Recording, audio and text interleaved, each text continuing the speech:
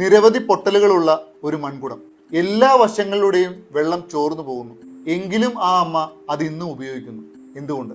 എല്ലാ ദിവസവും ഒരമ്മ നദിയിൽ നിന്നും വെള്ളം കൊണ്ടുവരാൻ 2 മൺകുടങ്ങൾ ഉപയോഗിച്ചു.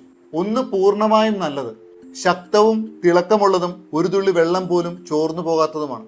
മറ്റൊന്ന് പൊട്ടലുള്ള മൺകുടം. അതെടുത്ത് നടക്കുമ്പോൾ വഴിയിലുടനീളം വെള്ളം തുള്ളി തുള്ളിയായി ചോർന്നു പോകും. അമ്മ വീട്ടിലെത്തുമ്പോൾ പൊട്ടലുള്ള കുടം ഏകദേശം കാലിയായിരിക്കും. പക്ഷേ നല്ല മൺകുടം പൂർണ്ണമായും വെള്ളത്തോടെ നിറഞ്ഞിരിക്കും. ഒരു ദിവസം മകൻ ചോദിച്ചു, അമ്മേ, ഈ പൊട്ടിയ മൺകുടം എന്തിനാണ് ഇപ്പോഴും ഉപയോഗിക്കുന്നത്? അമ്മ മകനെ നദിയുടെ തീരത്തേക്ക് കൊണ്ടുപോയി. എന്നിട്ട് ചോദിച്ചു, ഞാൻ ഈ നദിയിലേക്ക് ദിവസവും വരുന്ന വഴി നീ ശ്രദ്ധിച്ചോ? ഒരു വശം വെറും മണ്ണ് മാത്രം, പക്ഷേ മറ്റേ വശം പൂക്കൾ കൊണ്ട് നിറഞ്ഞിരിക്കുന്നു.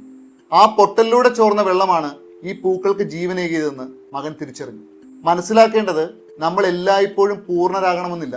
നിങ്ങളുടെ കുറവുകൾ, നിങ്ങളുടെ അനുഭവങ്ങൾ, നിങ്ങളുടെ കഥകൾ, അവയെല്ലാമാകാം ചിലപ്പോൾ മറ്റുള്ളവരുടെ ജീവിതത്തെ മനോഹരമാക്കി തീർക്കുന്നത്. നിങ്ങളുടെ കുറവുകൾ തെറ്റുകളല്ല, അതാണ് നിങ്ങളുടെ പ്രത്യേകത. നിങ്ങളുടെ യാത്ര നിങ്ങളുടെ രീതിയിൽ പൂക്കട്ടെ.